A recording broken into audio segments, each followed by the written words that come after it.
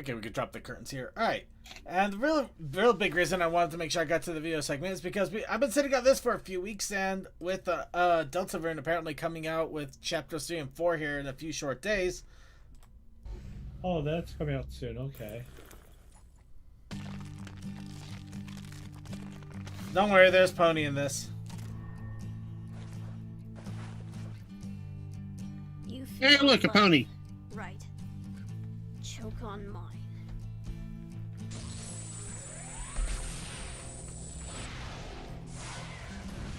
What, did you expect me to stand there and take it?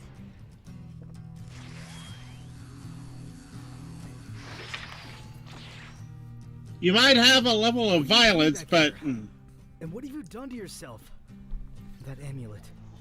I can tell it's wrong. I came to... I came to die. help you. You shouldn't have. You're here for a few seconds and you already look like you need more help than I do. But you're here. And I doubt I could buy Seriously, you if a you chance if to you escape. go and put on an amulet that At least immediately not starts to giving kill her the you, same and it's like, I opportunity. came to help you, thank it's you. like, dude, you're However, not helping anybody You there. look like you're about to fall over any minute, so I'd prefer it if you stayed back. I'm fine. Really. I don't believe you. That being said, I can't afford to keep my eye on you either. So, do what you want. Like you do anyway. Enjoy your response. It's the last one you'll get. Oh, great. A Hydra. Small one, at least. Listen, we need Chrysalis alive. She's the newest zealot. She can know about the pecking order. The thing about changelings is whatever you do to them when they're transformed doesn't transfer over to them normally. It just wears them out. So what I'm saying is, as long as she's a Hydra, go for it.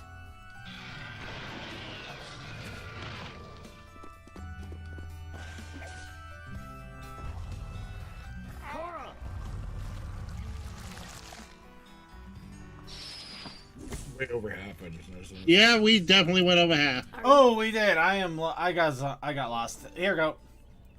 Maybe I shouldn't say Sunset's this on the first confession. date, Confession. but I don't want this to hang Ooh. over Maybe our it's Oh, cupcake. relationship. Reflection was nice. Oh, I have a confession to make. I'm a magical pony. Hey, I know how this sounds, but I can assure you, I'm not crazy. Well, Your there was face says that one otherwise. time I tried to conquer the pony world with a magical crown and an army of teenagers, but... Okay. Before you judge me, let me prove it to you. Look, I'm already living in the human world for quite a while, but that doesn't mean that all my pony traits are gone. For example, I'm a vegetarian. Only a pony could be that. I'm not gonna lie. If a girl actually did this on a date thing, I would be ready to walk out the door too. And whenever I smell red flag, man, red flag. Yeah. That's because we don't live in a universe that where the. supposed to be cute. I'm trying It's because we to don't live in a make universe points. where there's where this is I know. potentially But happened. True. Speechless, I see. Ugh. It's a unicorn horn, obviously. I did mention that I'm a unicorn, right? Yes, it's just. Ah, great. Now I look stupid.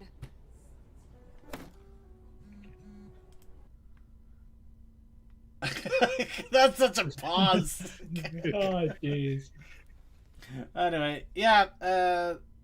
You get to see have a little bit more fun with that later. PMV of Cycle of Crime and Punishment. Better make sure subtitles are on, I think.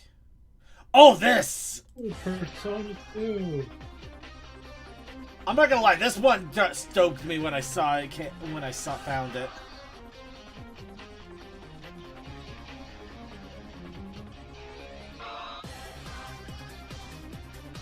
All I got was heat there.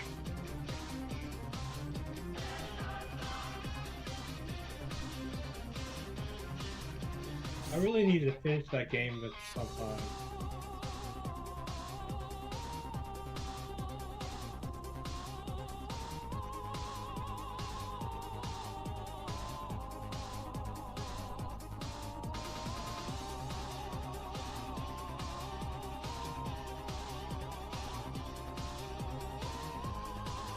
Okay, I'm gonna have to pause it here. Now, this is gonna confuse the crap out of everybody who's not familiar with this.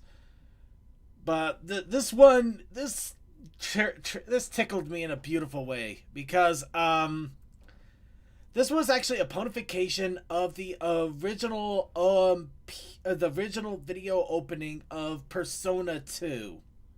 Yeah. Innocent Yeah. Sin. Oh, that makes sense now. Yeah, say back when the Persona series was more Matrix than funky. Yeah, it was it was Yeah. wild stuff. I mean, you basically at one point you fought the Third Reich in Persona 2. Let's put it that way. That tells you a lot. It gets Yeah. wild. For some reason, Japan really likes us beating up them funny people in Germany. Yeah, but it was really cool because Okay. they did ponify, I think, Persona 3 and Persona 4's opening, so getting a ponified one of Persona 2 was so beautiful. I love that. And in Persona 1, you were invaded by the demons. Yeah. But the reason it's stop motion, a lot of this is stop motion, is this was on PlayStation, so it didn't have a lot of actual animated things. There's a lot of stop motion images and effects and stuff, so it kind of falls the same lines. Anyway, for the School PSP. Days. Everything wrong with School I Days, just part need 2. some time to be alone and think. Only 2 episodes into the season, and Twilight's School of Cowardice isn't even brave enough to show its face. Spike helpfully gives us a recap of the recap we just saw. Look on the bright side. But now you've got time to do other stuff. Time to do all the stuff the main 6 had to scrap in order to open the school in the first place. See, Spike gets it. While it may be customary in your household, AJ, most ponies would not be pleased about dripping apple mash into their bed. Nothing brightens my mood like a new ensemble. Whose mood is this objectively ugly dress brightening? The rest of the main 6 failed to help Twilight even after their extensive Operation Cheer Up. Yet, somehow, Starlight Glimmer can. Forget having friends who care about you. Having yes ponies tell you what you want to hear is much better. She's become more OP than the power of friendship. Every pony's already tried to cheer me up. You'll have to excuse Twilight. She's from a different time. She didn't mean to use that racist slur. Or perhaps she's just implying Spike didn't even try. Twilight can write her own rules because she's doing something important.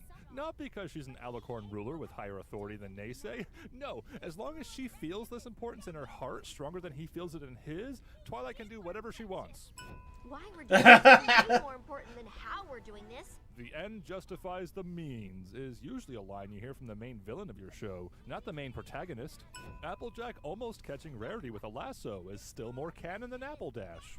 Twilight's front legs aren't connected. Confetti cannons for every creature? Pinkie Pie's newfound love of inclusive language and her love of the Second Amendment cancel out into perfect centrism. Politics, Rainbow! Rarity's nostrils disappear. Pinkie's multiple party cannons appearing out of nowhere undermines the emotional weight of losing one in the gift of Maud Pie. We don't have any students. A mere 5 students left the school on bad terms. What about the dozens of other students? Do they just not count because they're ponies? Our student is gone! That's why they're sitting on their butts doing nothing. Do you really expect these friendship-lacking creatures to search for their missing children without help from an almighty pony? Canterlot had the perfect opportunity for a throne room redesign after the Storm King destroyed it, but instead, the redesign suddenly existed during the movie, was destroyed at the end of that, then meticulously recreated here for some reason. The collective kingdom rulers all just happened to come to the same conclusion about their missing kids, and all just happened to travel to Canterlot to complain about it at the same time. It's all Pony's fault! You're pretty quick to blame them. What are you hiding, Yak? So were you. You're here at the Pony Capital City too, for some reason. Please, every creature. Twilight just coined this word for the first time in the previous episode. Celestia sure is quick to jump on this new trend she heard about off-screen. They ran away to stay together. I can't believe it. Twilight is excited to hear the students ran away from home. They could be starving, lost, or dying in some dark alley somewhere, but at least they learned her version of friendship first. Except, you know, the entire previous episode was about the students learning friendship despite Twilight's failure to teach it. Could this premiere be any more confused? Random outbursts of aggression for no reason other than because episode's got an episode. There has to be some driving force, some motivation, some reason for them to suspect one another, but none is presented. Imagine if each kingdom had clues pointing to each other and we later learned that Naysay was behind the whole conspiracy. But no, that could actually give us an interesting story where characters have agency. By writing the creatures as a group rather than as individuals with their own personalities, motivations, and experiences, the episode itself supports Naysay's position of ponies versus non-ponies. The show has already handled concepts of bigotry and literal tribalism in ways that were much more compelling. In other words, the more this episode tries to hit us over the head with inclusiveness and diversity, the more it self-incriminates for being the opposite of what it preaches. The friendship team assembles to play detective and track down the missing students. Naturally, they do this at Sugar Cube Corner. Not because this makes any sense whatsoever, but because then this can happen. How convenient! Don't you just love when characters have everything dropped in their lap and never need to think for themselves? They're probably just off hiding somewhere. Just like my parents. Episode hinges on Sandbar being a conspicuous, cupcake-loving dum-dum. He could have just come back later, and the main six would have been none the wiser. Sandbar was friends with all of the missing students? Fun fact. Sandbar was assigned to every single class the non-pony students had for a reason. He is their mole, planted to keep an eye on those sketchy creatures. Explains his lack of stealth in this scene. Headcanon accepted. Alright, we're stopping there. So, if you want to see the rest of that, that is from Little Shy FIM with Cinemare Sins. And, of course, I think that was season 8 on that one, so we're getting closer and closer to the end of this, sadly. But still fun, regardless. But anyway, we're going to go ahead and it was only a few short vids, but it's time to wrap it all up for the evening. So I hope you all had fun with our little attempts at artistry and apparently coining aggressive clouds, pole dancing, and what was it? Apparently CMC beating the crap out of SUVs? I don't know. I have no idea. I just know I need that cryptid. Oh boy. Oh, true enough. Anyway, let's go ahead and get our final shoutouts in for the evening here so we can wrap it all up. Starting off, of course, with the cryptid Matt Captain. Fires, explosions, fossil fences, kill your own things. Then DM21. Oh, sorry. Something will happen Thursday. Okay. Now it's DM21. Have a great week. Stay healthy and happy Pride Month. Alright. Remember to tell from the genuine people from the fake people. And Textalion. Hello. Tokoi. Thank you for all hanging out with us. I'll get the bond over to you. And Suki of the Otaku Ascended. Go to bed. Bye. Alright, with that, I'd like to thank you all for joining us for another episode of The Brony Show. Please be sure to tune in on Thursday for the Thursday group doing Thursday Fun. Tune in on Sunday for Suki's Gaming Room, where we should be hopefully getting armored up and maybe finishing off the new content, the PAL World, once and for all, until the next content comes out. Along with that, keep an eye out on the Discord for random streams, because that is the best place to see when random streams occur.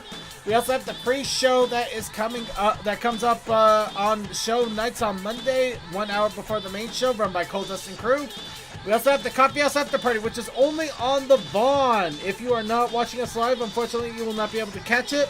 But it's just a nice little wind down to wrap up a stream evening. So it's a good way to check out and check out. And with that, I want to give a shout out to our IRC chatters that are out there. First off, shout out to, just a shout out to Kelsakai, Coldie, Fantastic Fred, Sonic5421, Techmen, and Textalion II. But also a shout out to Yay Archivers.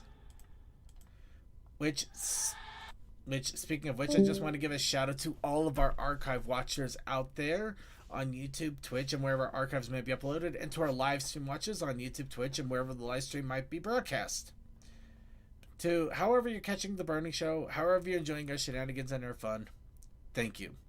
Thank you so much for your time, your love, your attention, and just enjoying the shenanigans of the show.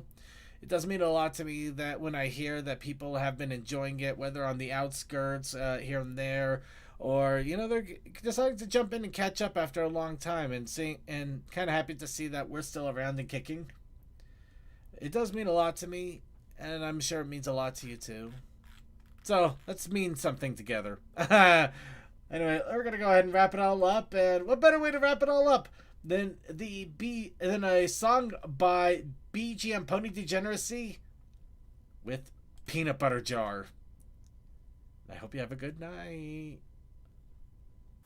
Hey, Twilight! Can you help me open this jar? Sure thing.